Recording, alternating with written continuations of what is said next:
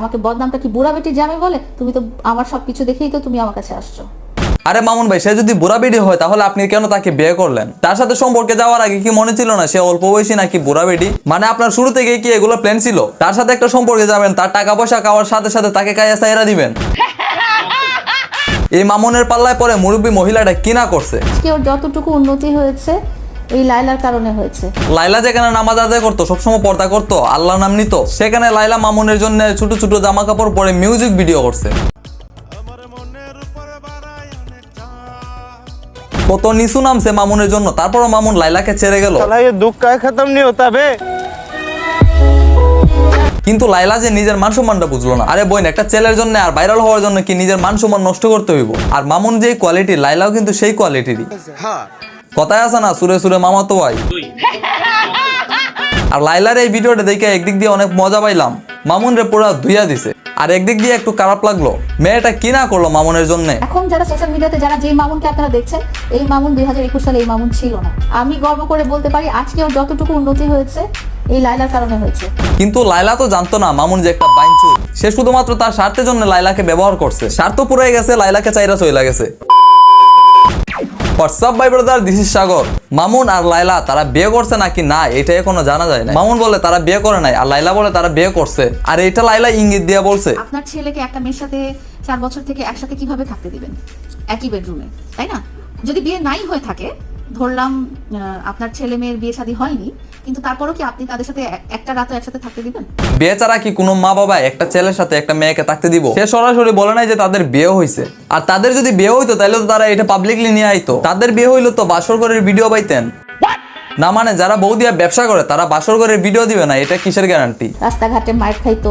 হে আপু, আমরা জানি সে আগে রাস্তাঘাটে মাইরে খেতো। তুমি লাইকিতে নাচো গাও, সেই হিসেবে তুমি যখনই রাস্তায় বের হও তোমার লোকজন পিটাইতে আসে।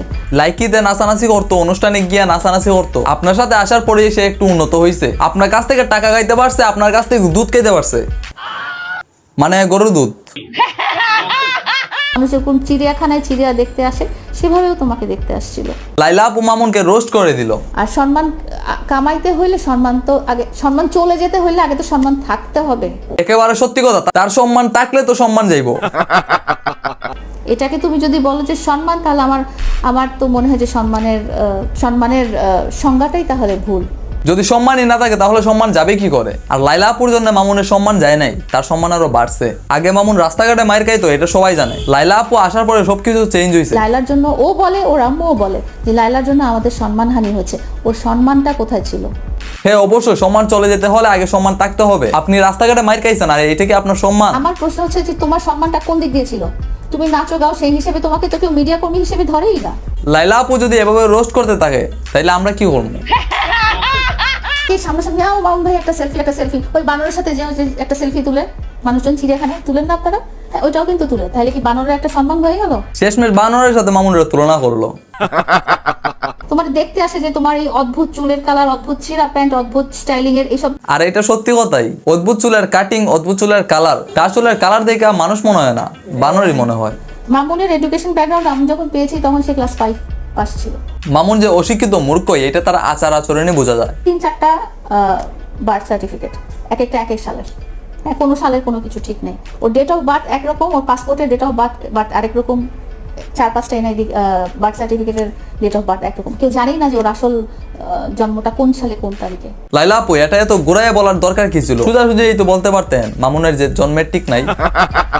যদি জন্মের ঠিক থাকতো তাহলে তার সবকিছুই ঠিক থাকতো। 4 বছর আগে মামুন আসছিল তার স্বার্থের জন্য, আর এখন স্বার্থ পুরাই গেছে, সে চলে গেছে। আর যাই হোক, মামুন লাইলাকে কেন বিয়ে করছে এটা আমরা সবাই জানি। এখন আমি একটা কথাই বলবো, লাইলা আপু আর মামুন আপনারা একসাথেই থাকেন। ভাই লাস্ট একটা কথা, লাইলা মামুন কে সেই রকম হবে বৈদ্যুতিক খাম্বা বইরা দিছে।